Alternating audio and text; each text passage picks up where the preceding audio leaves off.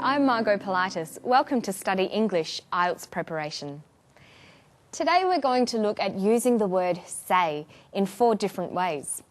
To give examples, to narrow down, to quote, and as a filler. Our story looks at the anti-cancer qualities of the ginseng plant. Listen for the word say. What they've found, say in the case of ginseng, is that it is something that is difficult and slow growing in the wild and even in field cultivation. So you can imagine ginseng, to have a mature plant, it might be there for a period of say 4 to 7 years. While it's in the ground, it can suffer from pest problems. I've heard of instances where growers have had the crop in the ground for say 5 to 6 years. They've been keen to keep it that extra year or two to say form the right shape of the ginseng plant, and then they've been struck by pests virtually overnight. The speaker, Dr. David Armstrong, uses the word say in several different ways. Listen to the first one again. What they've found, say in the case of ginseng, is that it is something that is difficult and slow growing. The word say in this clip is used to introduce an example. In formal English, instead of using say, we would use for instance or for example. Have a look at these sentences. They have found, say, in the case of ginseng, that it is difficult to grow. They have found, for instance, in the case of ginseng, that it is difficult to grow. They have found, for example, in the case of ginseng, that it is difficult to grow. So say can be used to introduce an example. Let's listen to another use of the word say. So you can imagine ginseng, to have a mature plant, it might be there for a period of say 4 to 7 years. Say in this clip has another meaning. It's used for narrowing down a time period. It means around or approximately. Listen for another example.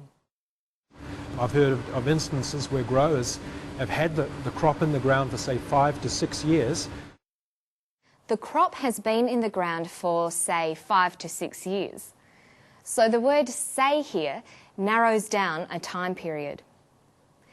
The growers have had the crop in the ground for say 5 to 6 years. The growers have had the crop in the ground for around 5 to 6 years. Dr. Armstrong uses the word say in one more way. Listen here. They've been keen to keep it that extra year or two to say form the right shape of the ginseng plant, and then they've been struck by pests. He says to say form the right shape of the ginseng plant. Say here is giving the speaker time to gather his thoughts. It's used as a filler. He could have said or one of the other language fillers. For example, to say form the right shape of the ginseng plant. To form the right shape of the ginseng plant. There is one more use for the word say, to quote. When we report what someone else has said, we call it indirect speech or reported speech. Speakers often introduce indirect or reported speech using the verb to say. Listen how the reporter talks about Dr. McManus's new approach to cancer treatment. Dr. McManus says it's a whole new approach to cancer treatment, using the slower-acting, milder, traditional herbal compounds as well as Western cancer drugs to try to make conventional treatment more effective. The reporter is quoting Dr. McManus. She is talking about something that he has said. Dr. McManus says it's a whole new approach. So we've looked at 4 different uses of the word say in that one short story. This one word, say, turns out to be very useful in English. The story we've watched about ginseng provides us with lots of vocabulary relating to the topic of health and well-being. Now let's listen to Dr. McManus talking about the benefits of ginseng. Listen for the vocabulary that relates specifically to this topic. Dr. McManus says it's a whole new approach to cancer treatment, using the slower-acting, milder traditional herbal compounds as well as Western cancer drugs to try to make conventional treatment more effective. Mild doses every day is believed to keep the body in equilibrium and just to maintain general health and vitality and stamina. And the other, perhaps more valuable application is when someone's dying.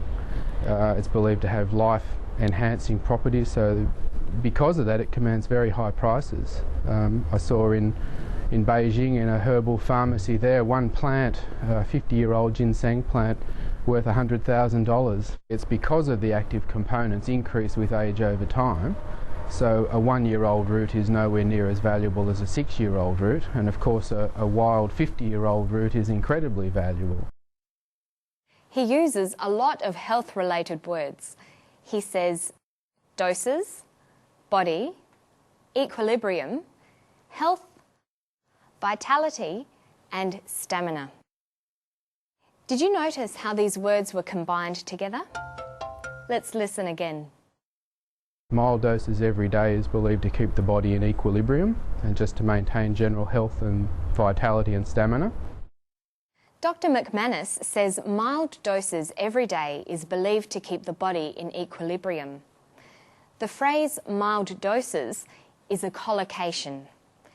In English, some word combinations commonly go together. These combinations are called collocations. There is no particular reason for these words to go together. They just sound right to a native speaker because of habit, history or usage. Collocations occur in both noun phrases, like mild doses, and verb phrases, such as to keep the body in equilibrium. Let's look at some common noun phrase collocations. We say high prices. High collocates with prices. We don't say large prices or big prices. We say high prices. We say a tall building, not a high building. Collocations are not just about the words that go together, but also the order they go in. We always say black and white, not white and black. We say salt and pepper and hot and cold. Another important collocation is the way we say directions. English speakers always say north, south, east and west in that order. The topic of today's story is a collocation as well. Health and well-being. These nouns are often used together in this order. Listen to Dr. McManus again. You'll hear him use a number of other collocations, such as general health, valuable application, life-enhancing properties, and high prices. Mild doses every day is believed to keep the body in equilibrium and just to maintain general health and vitality and stamina. And the other, perhaps more valuable application is when someone's dying. It's believed to have life-enhancing properties, so because of that it commands very high prices. Choosing the right word combination will make your speech and writing sound more natural. Also, choosing the best collocation will enable you to express yourself more clearly and precisely. So today we've looked at the word say for giving an example, narrowing down, quoting and as a filler. We also looked at some collocations relating to health words. Don't forget that you can go to our website for the transcript, study notes and exercises for today's story. And I'll see you next time for Study English. Bye-bye.